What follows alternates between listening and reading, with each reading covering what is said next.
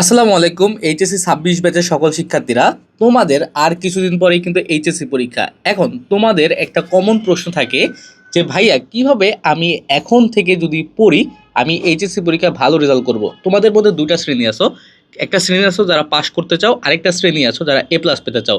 দুইটা শ্রেণীর জন্যই আজকের এই ভিডিওটা। আমি বলে দেবো কোন শ্রেণী কিভাবে প্রিপারেশন নেবে।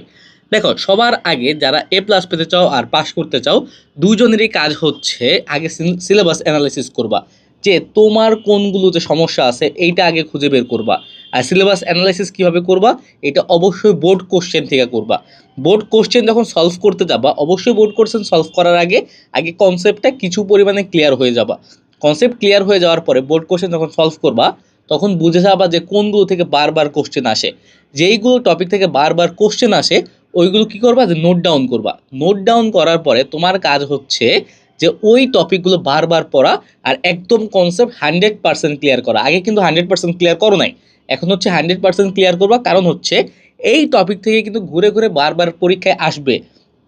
এখন যখন হচ্ছে তোমার বারবার পড়া লাগবে একটা জিনিস, এখন বারবার পড়াটা কীভাবে করবা, ছোট্ট একটা নোট করবা। নোট করলে কী হবে, প্রথমবার যদি তোমার 2 ঘন্টা সময় লাগে, পরের বার সময় লাগবে 40 মিনিট। এটা হচ্ছে নোট করা, শর্ট নোট করার সবচেয়ে সুবিধা বলতে পারো। তখন শর্ট নোট করার পরে যখন তুমি রিভিশন দিবা, সাথে সাথে হচ্ছে মডেল টেস্ট দিবা। এখন মডেল টেস্টগুলো কোথা থেকে দিবা, মডেল টেস্ট তুমি আমাদের কোর্সে যারা আসো কোর্স থেকে দিয়ে দিতে পারো। এখানে 120টার বেশি এক্সাম দেওয়া আছে।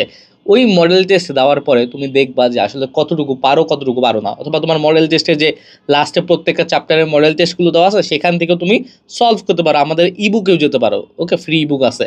ওইখানে গিয়ে তুমি মডেল টেস্টটা দেওয়ার পরে নিজেকে বারবার যাচাই করবা, যেখানে আটকাবা সেটা হচ্ছে আবার ঠিক করবা, যেখানে আটকাবা আবার ঠিক করবা।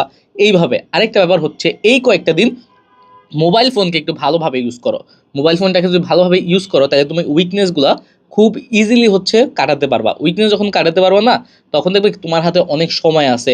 আর যখন সময় থাকবে তখন লেখাপড়াতে অনেক বেশি বরকত পাওয়া যায়।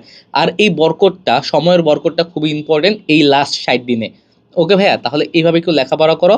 আশা করছি যে কিছুই পারো না পাশ করা লাগবে সে পাশ করতে পারবা, যার এ প্লাস পাওয়া লাগবে সে ইজিলি এ প্লাস পেতে পারবা। আর যদি কোনো সমস্যা আছে আমাকে জানাও, আমি ইনশাল্লাহ তোমাদের সলভ করে দেওয়ার চেষ্টা করব। আজকের ভিডিওটা এই পর্যন্তই। আসসালামু আলাইকুম।